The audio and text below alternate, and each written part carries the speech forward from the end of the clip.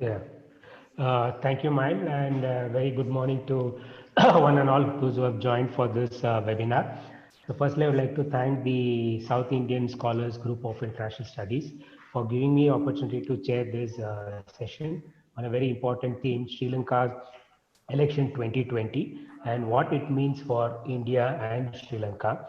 So, in this context, before I request the speakers to share their ideas and thoughts on this parliamentary elections, I'll just like to make few comments on the outcome of the parliamentary elections. So, as we all know that the parliamentary elections, which was held recently in Sri Lanka, was not surprising for many, given the fact that there was a wave in favor of Mahinda Rajapakse coming back to power.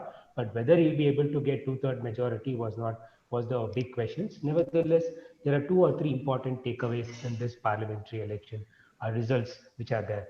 The first one is we could see that the UNP and SLFP, the grand old parties which were ruling the Sri Lankan politics right from 1950s till now, have seen some kind of a decline in this, have undergoing some kind of a turmoil within the party itself.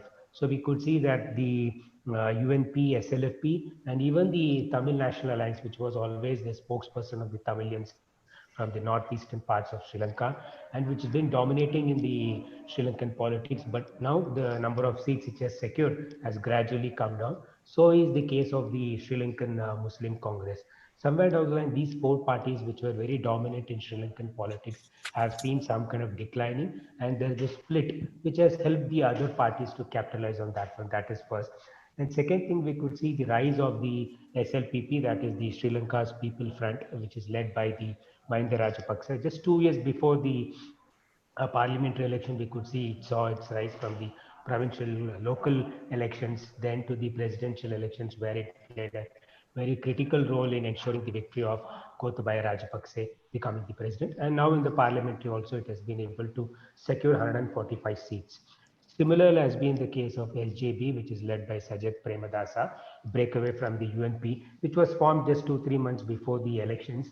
And again, you could see that how strongly they have made inroads, I think eating away the votes of the SLFP and other parties and also UNP. So it has been able to secure around 54 seats. So nevertheless, we could see that the small parties or the new parties are making inroads into Sri Lankan politics, whereas the grand old parties are virtually declining and undergoing a lot of turmoil. So that is one.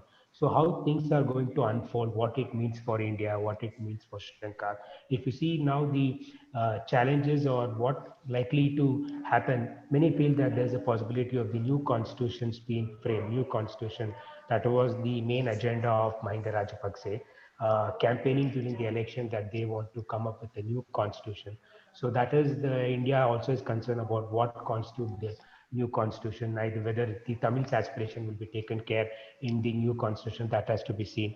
Apart from this, there was a strong voice of the Tamilians, that is the TNA. Now it has been reduced, and there are many Tamil parties which are affiliated to SLPP, and they are also in what role they'll be making and how kind of representation of the voices of the Tamils will be there in the parliament, and the Muslim communities or the minority communities representation in the parliament, their voices will be seen, how it will be seen, and what kind of role they'll play. I think these are the issues which need to be kept in mind. And also, India will be also closely watching how the not just the new constitution and addressing the Tamil issues, but also the tilt towards China, because all we know that the Gotabaya Rajapakse or Mahinda Rajapakse, whenever they've come back to power, there is some kind of a close relationship with China, which has been a concern for India.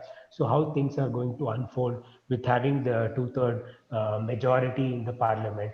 So how the Sri Lankan politics is going to change and what impact it has on the India and Sri Lanka. So all the things I think will be discussed in detail in this panel discussion. So we have three speakers, three prominent speakers for today's webinar. Firstly, we have Jennifer Gunawardane. She's a writer and editor of Women News Colombo. She's also the coordinator of the Bandarana IK Center for International Studies in Colombo. And she's former. Yes. Okay, sorry, former. Former. Yeah, fine. So she's going to give us a southern perspective, because we need to have a southern perspective about the entire parliamentary election and its outcome and its impact on the bilateral ties, as well as within the Sinhala politics as such. That is one. And second speaker, we have our own friend, Dr. Mail Vaganan, who's also one of the founder of this South Indian Scholars Group of International Studies. He's an associated professor at the National Institute for Advanced Studies, and he's written extensively on Sri Lankan issues. So he'll be able to give us a Tamil perspective. So what exactly the North and the East Tamilians, how do they view this, the entire election outcome, and what is there for them and all.